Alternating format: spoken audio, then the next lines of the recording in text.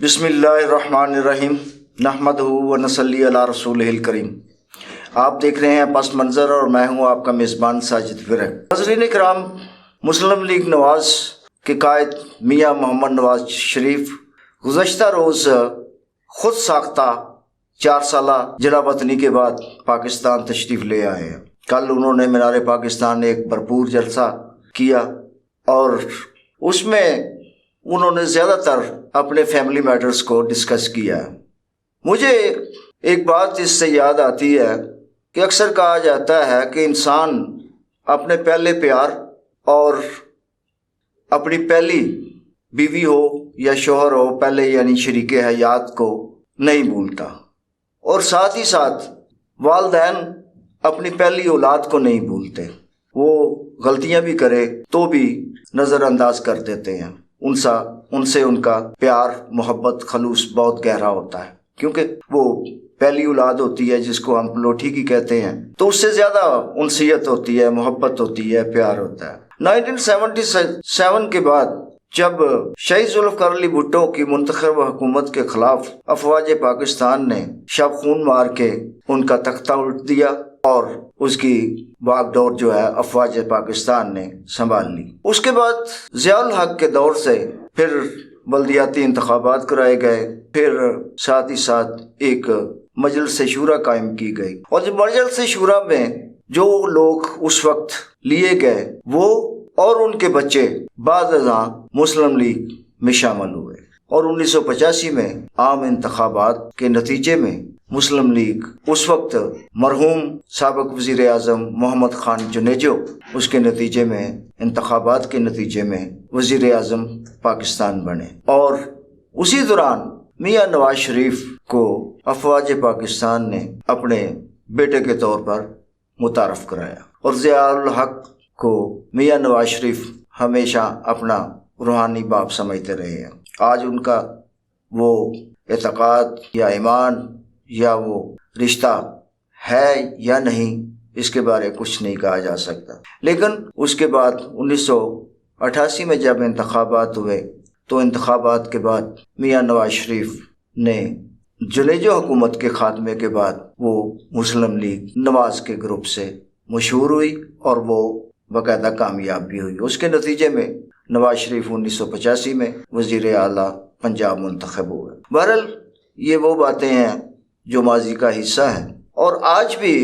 جو اسٹیبلشمنٹ ہے، ابھی تھوڑی دیر پہلے میرے انتہائی محترم دوست ادریس ناز صاحب نے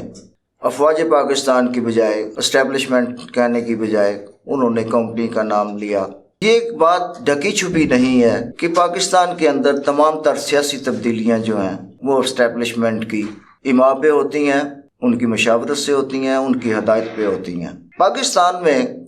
بالخصوص 1977 کے بعد کوئی بھی حکومت افواج پاکستان کی آشیرواد کے بغیر قائم نہیں ہوئی۔ جو بھی منتخب حکومت آتی رہی ہے، وہ کاف لیگ کی صورت میں ہو، وہ جنیجو لیگ کی صورت میں ہو، وہ نواز لیگ کی صورت میں ہو، وہ ہمیشہ یا تحریک استقلال ہو، تحریک انصاف ہو، ساری کے ساری GHQ کی پیداوار ہے۔ عوام اچھی طرح یہ جان چکے ہیں کہ پاکستان کے اندر کبھی بھی خالص جمہوری حکومت نہیں رہی، اور جہاں تک آمریت کا تعلق ہے تو آمریت بھی کبھی خالص نہیں رہی۔ نواز شریف 1999 میں 12 اکتوبر کو جب جنرل پرویز مشرف نے کو کیا تو اس کے بعد نواز شریف کے اوپر ہائی جیکنگ کا کیس بنا اور اس پہ انہیں پابند سلاسل کیا گیا، لیکن ایک معاہدے کے تحت وہ بیرون ملک چلے گئے۔ اس کے بعد پھر وہ ایک معاہدہ کر کے واپس آئے کچھ 7 سال بعد، تو انہوں نے جاتے وقت ہونے والے معاہدے کو ڈینائی کرتے ہوئے کہا کہ ہمارا 10 سال کا معاہدہ نہیں تھا بلکہ 7 سال کا تھا۔ تو بہرحال معاہدے کا پہلے تو وہ بالکل انکار کرتے رہے، بالآخر انہوں نے مان لیا کہ واقعی ایک معاہدے کے تحت گئے تھے۔ اس کے بعد پھر وہ پاکستان میں اقتدار میں آئے 2013 میں، تو اس کے بعد پھر آج سے 4 سال قبل وہ بیماری کے بہانے بیرون ملک چلے گئے، جبکہ اس وقت وہ مختلف عدالتوں سے مجرم قرار دیے جا چکے تھے، لیکن انہیں ایک 50 روپے کے اسٹامپ پیپر پر ایک معاہدے کے تحت بیرون ملک یعنی لندن بھیج دیا گیا۔ اب 4 سال بعد وہ واپس آئے ہیں اور خود آئے ہیں یا لائے گئے ہیں، کیونکہ اس سے ظاہر ہوتا ہے کہ وہ لائے گئے ہیں، وہ خود سے نہیں آئے۔ اگر خود سے آنا ہوتا تو وہ اس سے پہلے آ چکے ہوتے، اور خاص طور پر اس وقت آ چکے ہوتے جب ان کا چھوٹا بھائی سابق وزیر اعلیٰ پنجاب میاں محمد نواز شریف وزیر اعظم بنے تھے، لیکن اس دوران نہیں آئے۔ 2.5 مہینے سے یہ ایک لندن سے کمپین چلائی جا رہی تھی کہ میاں صاحب آج آ رہے ہیں، کل آ رہے ہیں، آج آ رہے ہیں، کل آ رہے ہیں، یعنی عدالتوں سے مفرور اور اشتہاری مجرم کو اس بات پہ یقین تھا کہ وہ 21 اکتوبر کو ہر صورت پہنچ جائیں گے اور ان کی ضمانتیں بھی ہو جائیں گی، ان کے کیسز بھی، جو کہ ان کے چھوٹے بھائی میاں محمد شہباز شریف کے دور میں ختم کیے گئے، اور بعض کی ضمانتیں ہونے والی تھیں جن کیسز میں وہ مفرور اور اشتہاری تھے، وہ ان کے آنے پہ سیم اسی روز یعنی ان کی آمد سے 1 دن پہلے وہ تمام پروسیس مکمل ہو۔ تو اس سے ثابت ہوتا ہے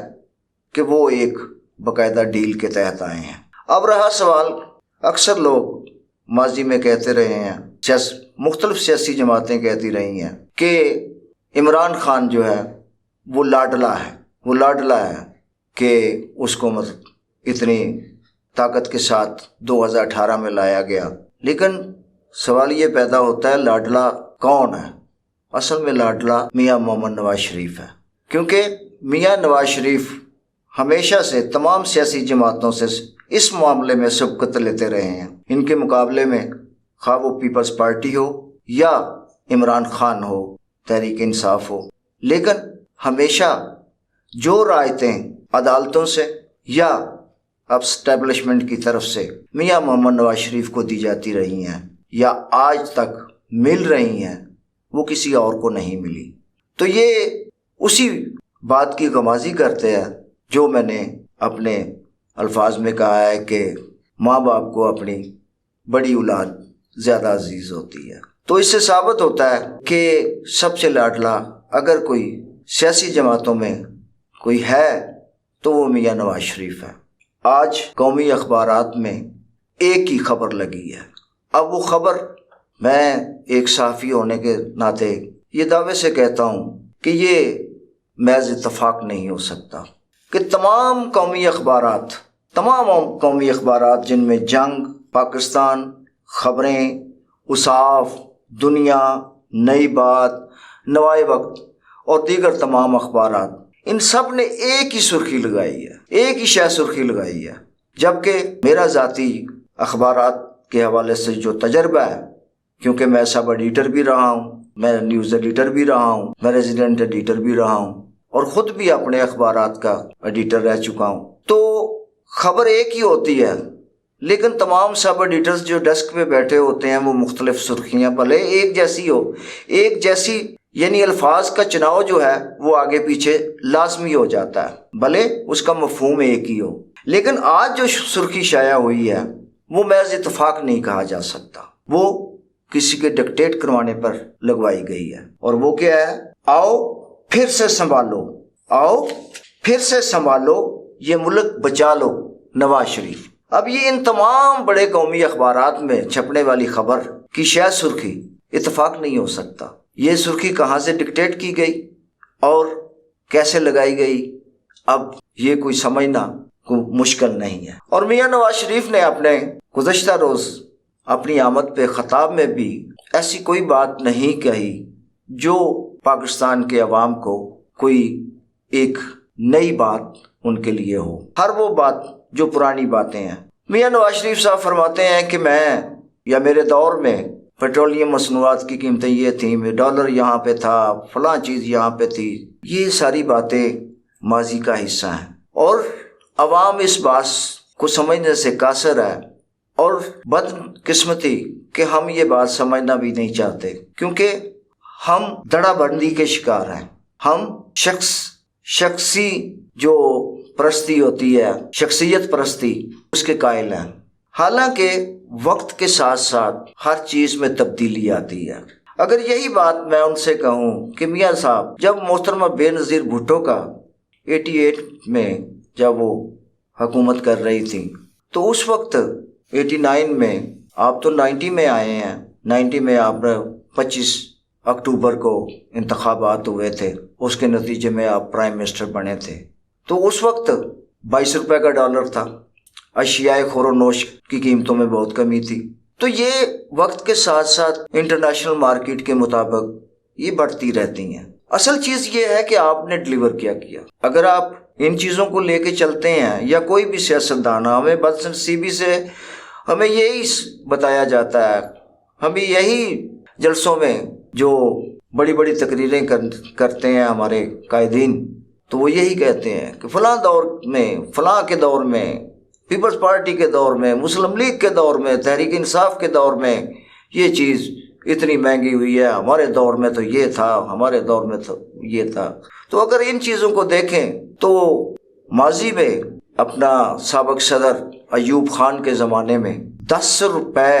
من، یعنی 10 روپے کے 40 کلو گندم ہوا کرتی تھی۔ اب اگر ہم یہ باتیں سوچتے رہیں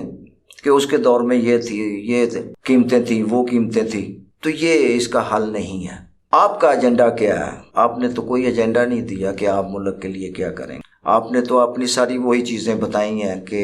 میں نے موٹر وے بنائی، میں نے ایٹم بم کا دھماکہ کیا، اگر میں اس وقت مطلب نہ کرتا تو مجھے 5 ارب ڈالر حکومت پاکستان کو مطلب جو ہے کلنٹن دے رہا تھا، بل کلنٹن جو اس وقت امریکہ کا صدر تھا، تو کوئی 1-2 ارب میں بھی رکھ سکتا تھا۔ تو بھائی سوال یہ پیدا ہوتا ہے کہ آپ نے نہ ایٹم بم بنایا، ہاں آپ نے تجربہ کیا، اس کا تجربہ ضرور آپ نے کیا، ہم مانتے ہیں کہ آپ کے دور میں تجربہ ہوا، 28 مئی کو آپ کے دور میں تجربہ ہوا، یہ بات درست ہے، اس سے کوئی انکاری نہیں ہے، لیکن وہ کیسے ہوا عوام یہ جانتے ہیں، پاکستان کے مقتدر حلقے جانتے ہیں کہ آپ نے وہ دھماکہ کس وجہ سے کیا، اس میں آپ کا کوئی کمال نہیں ہے۔ بہرحال آپ کے لیے ایسی کوئی آپ کے پاس کوئی پلان نہیں ہے جس کے ذریعے آپ پاکستان کے عوام کو خوشحالی اپنا دے سکیں، ان کو ڈلیور کر سکیں، ریلیف دے سکیں۔ اور جہاں تک آپ نے بجلی کا بل لہرا کر بات کی ہے کہ میرے دور میں تو اتنے کا بل تھا، تو یہ معذرت کے ساتھ محترم نواز شریف صاحب، یہ IPPs جو ہیں یہ بھی تو آپ ہی لوگوں کی ہیں، یہ آپ لوگوں نے ہی روایت ڈالی تھی، یہ آپ کی ہی ایجاد ہے، پیپلز پارٹی بھی اس کا حصہ ہے۔ IPPs کا آغاز بہرحال محترمہ بے نظیر بھٹو کے دور میں شروع ہوا تھا، لیکن اس کو آگے بڑھانے والے آپ ہیں، پھر آپ ہی ہیں جو پاکستان میں بیٹھ کر پاکستانی کرنسی کی موجودگی میں آپ غیر ملکی کرنسی میں معاہدے کرتے ہیں، اور ساتھ ساتھ یہ بھی ان IPPs کو رائے دیتے ہیں کہ آپ بجلی پروڈیوس کریں یا نہ کریں، لیکن آپ کو معاوضہ پورا ملتا رہے گا۔ آپ کے پاس ایسا کوئی ایجنڈا نہیں ہے۔ ایجنڈا جس طرح آپ ماضی میں آتے رہے ہیں اور آپ کو ایجنڈا دیا جاتا رہا ہے، اسی طرح آپ کو ایجنڈا دیا جائے گا،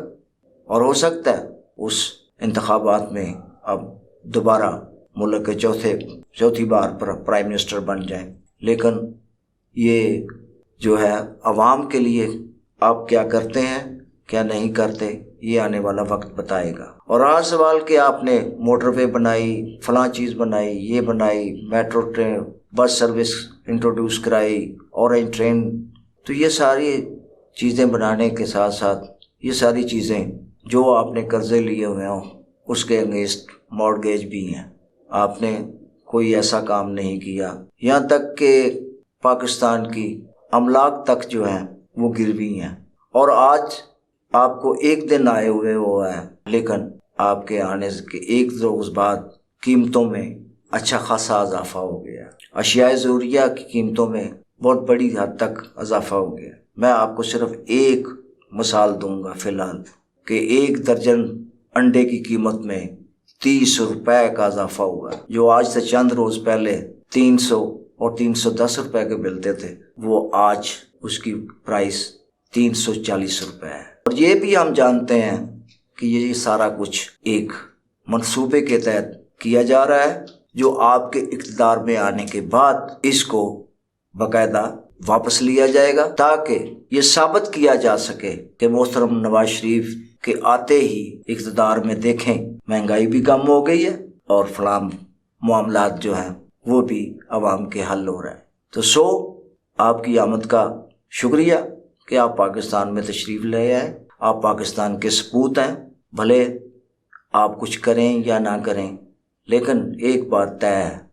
کہ پاکستان میں جمہوریت نام کی کوئی چیز نہیں ہے۔ جس چیز کو آپ جمہوریت کہتے ہیں، یقین کریں اس سے اب عوام کا اعتماد ختم ہو چکا ہے۔ جمہوریت برابر حقوق کی، عزت کی، انصاف کی فراہمی سے ہوتی ہے، جو کہ پاکستان کے عوام کو آج تک نصیب نہیں ہوئی۔ تو لہٰذا جو آپ سے توقعات وابستہ کیے ہوئے ہیں، پوری قوم کا تو نہ ہی صحیح، لیکن جو آپ سے وابستہ توقعات وابستہ کیے ہوئے ہیں، کم از کم آپ ان کے لیے ہی مسیحے کا کردار ادا کریں۔ بس انہی الفاظ کے ساتھ میں آپ سے اجازت چاہتا ہوں۔ اللہ حافظ۔ پاکستان زندہ باد۔